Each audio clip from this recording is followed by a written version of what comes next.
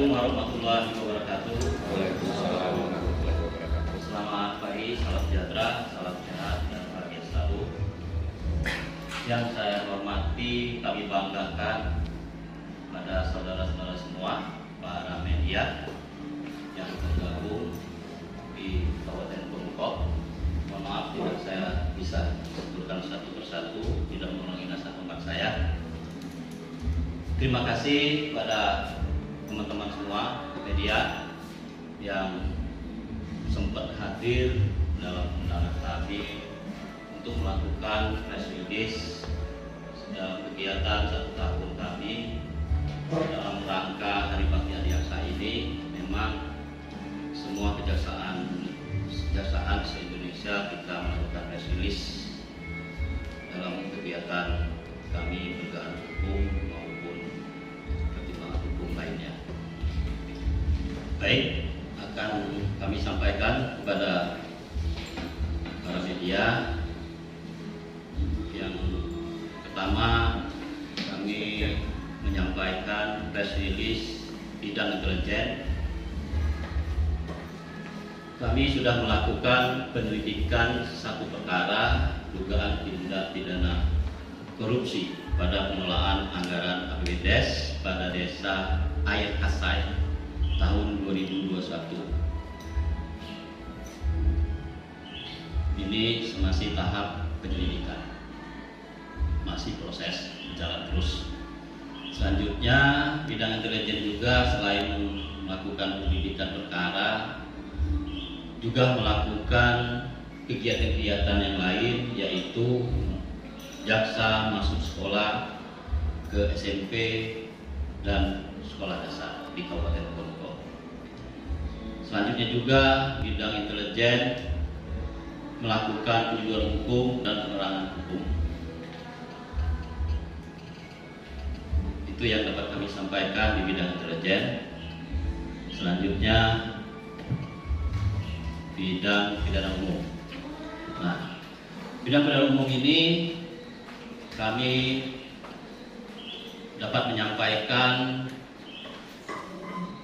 perkara pidana umum di Kejaksaan Negeri Purwokerto di bulan Januari sampai Juli. Yang dapat kami sampaikan yaitu jumlah perkara yang masuk atau sudah SPDP 65 perkara. Dan selanjutnya jumlah perkara yang sudah inkrah, artinya sudah putus, 39 perkara. Jumlah yang perkara pada proses penuntutan yang lagi berjalan di pengadilan berjumlah 45 perkara. Yang kami lakukan juga sekarang yang baru-baru ini, program-program dari pusat, dari Kejaksaan Agung serentak se-Indonesia, sama-sama para media melihat kemarin kami peresmian rumah restoratif. Kami sudah melakukan di tahun ini 2 restoratif justice. Teman-teman sudah terpantau juga, sudah masuk media. Berikutnya kami sampaikan juga jenis perkara yang tadi kami bilang 65 perkara yang masuk, antara lain jenis-jenis perkaranya: 1. Tindak pidana narkoba berjumlah 16 perkara. 2. Tindak pidana pencurian berjumlah 18 perkara. Selanjutnya, tindak pidana penganiayaan berjumlah 6 perkara. Tindak pidana penipuan atau penggelapan berjumlah 9 perkara. Tindak pidana perzinahan 2 perkara. Tindak pidana perlindungan anak berjumlah 5 perkara. Tindak pidana pemerasan atau pengancaman berjumlah 1 perkara. Tindak pidana kekerasan rumah tangga berjumlah 2 perkara. Tindak pidana laka lantas berjumlah 3 perkara. Tindak pidana pemilikan senjata tajam berjumlah 1 perkara. Tindak pidana kesehatan berjumlah 1 perkara. Tindak pidana administrasi penduduk 1 perkara. Ini yang kemarin sempat media terpantau, sudah masuk di kita. Selanjutnya yang kami juga sampaikan di bidang tindak pidana korupsi, ini kami sampaikan di tahap penyelidikan, penuntutan. Dalam pelaksanaan putusan pengadilan juga ada eksekusi di bulan Januari sampai Juli 2022. Yang pertama, Jaksa Agung Mumpung, kami bacakan kasus posisinya. 1. Penyelidikan dugaan penyimpangan pengelolaan anggaran pendapatan belanja APBDes Desa Pasar Ibu tahun anggaran 2021. Tahap penanganannya ditingkatkan ke tahap penyidikan dan sudah dikirimkan laporan penyelidikannya ke Kejaksaan Tinggi dan juga ini sudah kita limpahkan pengadilan dan sudah proses persidangan kemarin ditunda untuk pembacaan dakwaannya.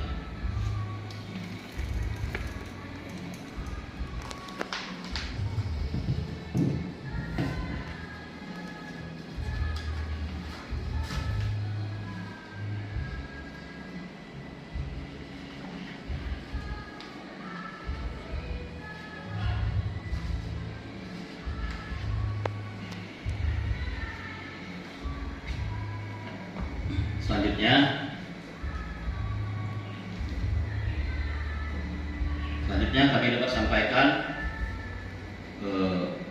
perkara dugaan tindak pidana korupsi dalam kegiatan pengadaan pakaian dinas beserta atributnya pada Dinas Pol PP dan Damkar Kabupaten Bengkulu tahun anggaran 2020 yang sama-sama diketahui yang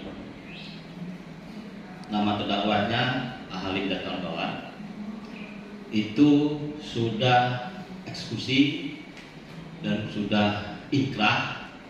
Sekarang yang bersangkutan sudah melaksanakan pidananya.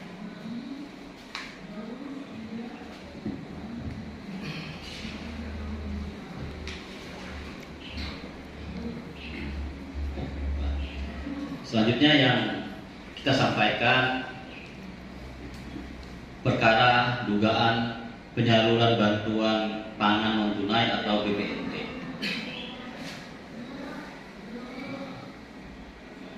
Kasus posisinya dan tahap penanganannya sekarang kita sudah mengajukan permohonan penghitungan kerugian negara ke BPKP Provinsi Bengkulu, yang mana proses sekarang kita diminta kelengkapan data-data.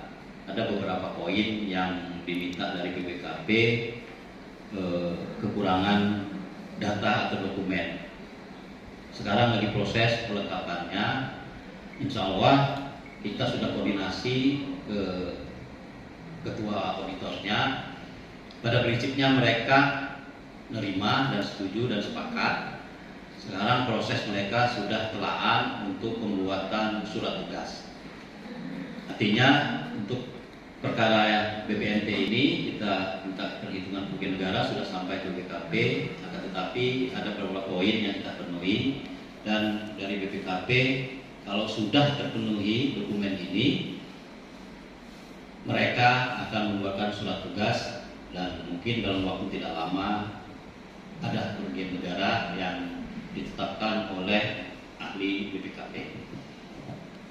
Mungkin itu saja yang dapat kami sampaikan. Kiranya teman-teman para media yang perlu dipertanyakan silakan.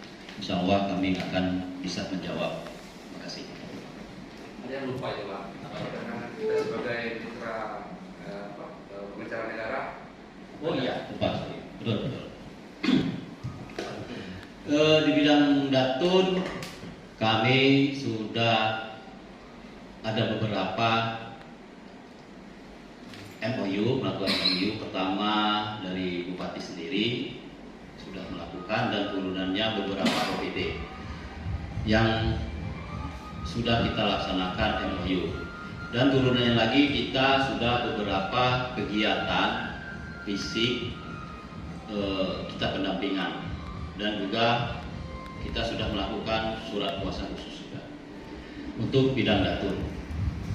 Tapi ada ini kemarin ada punya penyelamatan keuangan negara.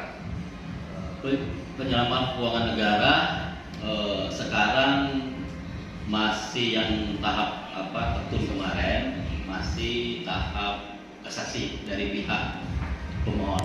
Jadi belum bisa kita katakan apakah itu termasuk nanti putusannya penyelaman negara. Kalau keputusan kemarin dari petun membuatkan kita gugatan dari pemohon ditolak. Pak, kita pernah lagi wawancara kalau dia penuh. Terus Pak tadi mau nanya terkait dengan bidung ya.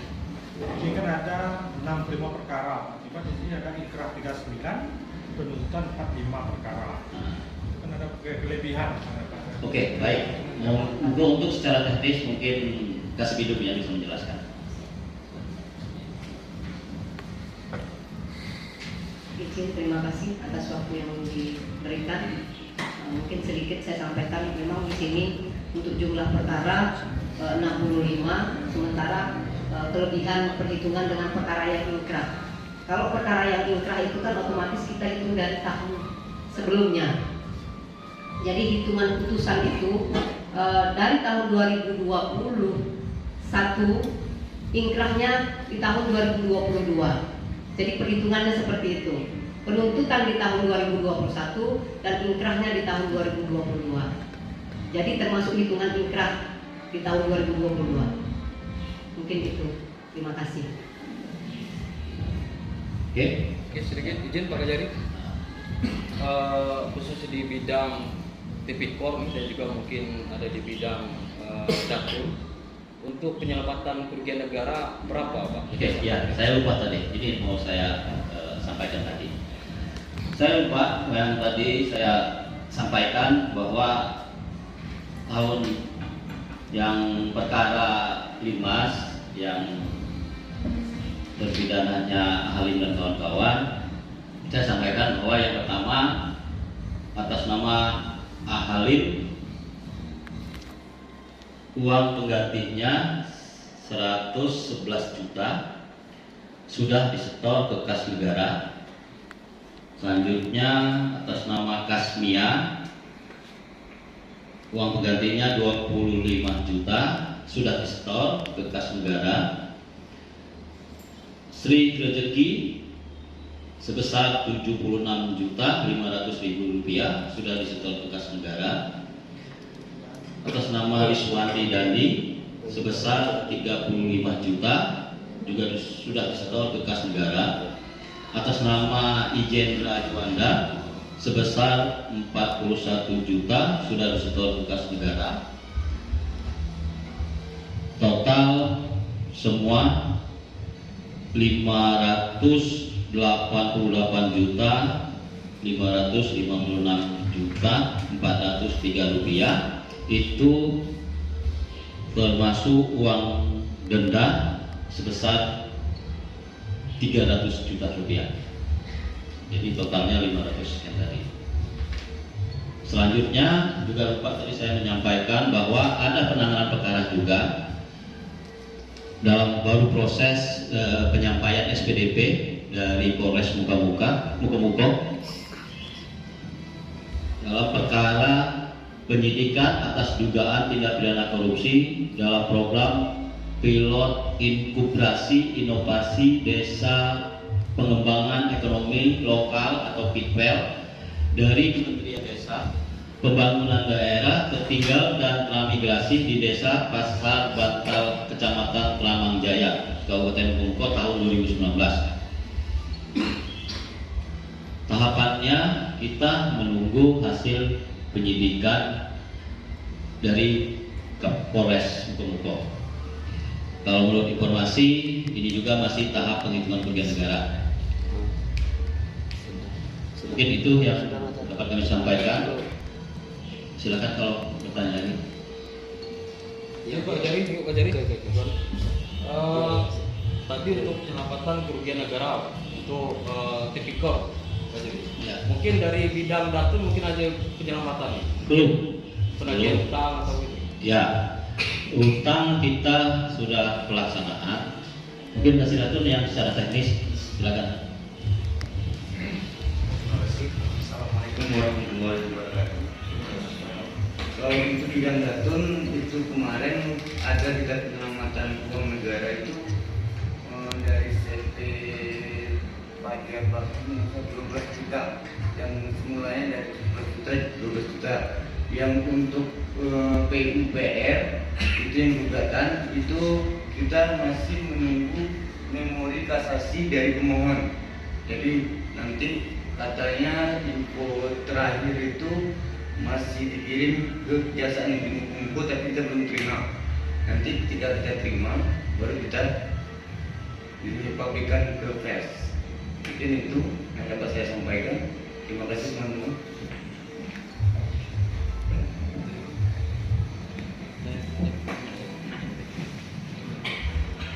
Jadi tahun ini kita penyelamatan keuangan negara yang melalui kasus pakaian dimas itu sebesar 528 miliar rupiah. Nanti datanya silakan nanti disamakan. Terkait kasus EKTP ini seperti apa? EKTP sudah berkas di kita, tapi kita ada P19, ada petunjuk-petunjuk yang belum dipenuhi. Insya Allah minggu depan informasi dari penyidik dilimpahkan kembali ke kita. Kasus desa air kasai Pak, Ya, desa air kasai. desa air kasai ini masih tahap penyelidikan intelijen. Untuk proses kedepannya mungkin diserah terimakan ke bidang khusus.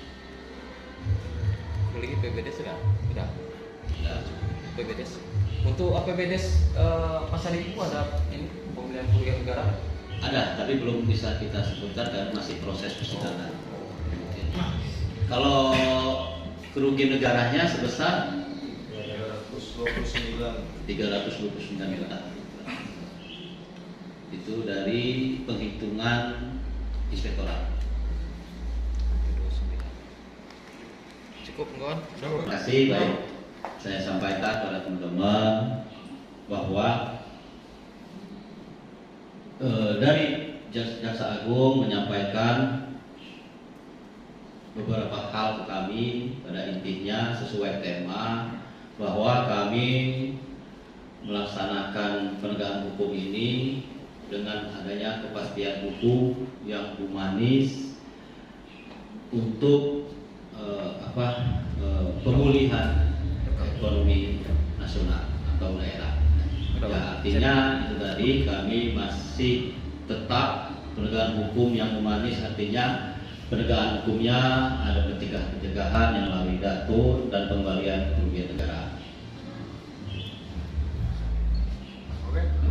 Oke. Kalau terus dengan humanis juga agar kepastiannya ada. Sekali lagi saya ucapkan terima kasih atas kedatangannya. Semoga pertemuan ini membawa barokah. Saya akhiri wabillahi taufiq wal hidayah. Assalamualaikum warahmatullahi wabarakatuh.